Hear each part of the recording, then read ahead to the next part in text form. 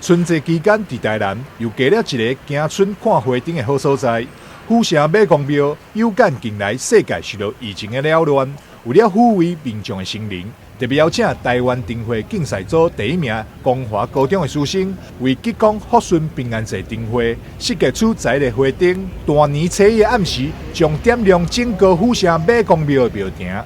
疫情造成大家的心灵上空虚，那借由宗教神明的加持，来抚慰大家的心灵，让一年的运势能过得更平安。总共有准备11盏的花灯。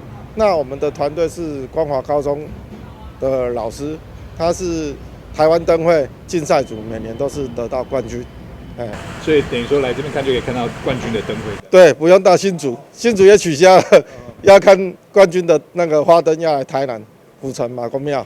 除了有花灯、吉光福顺平安节系列活动，伫初1到初3以及正月16，嘛有真侪精彩的表演通好看。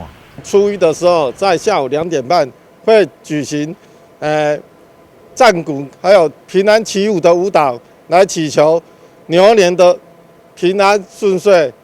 那晚上也有音乐会，那初2也是有街头表演跟音乐会，初3当然重点就是情人之夜，有萨克斯风的音乐，也有嘉义乐团老师的表演。那最主要我们在16的时候会结合台南大学举行光雕秀。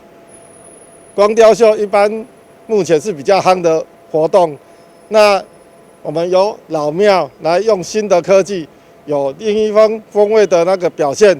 另外，府城马公庙在平安节期间，嘛请出庙来主神抚顺将军的神轿，提供给信众软轿卡，保庇规年健康好运势。庙方欢迎四方的信众，拢来府城马公庙感受神威。吉光福顺平安祭，马公庙欢迎你。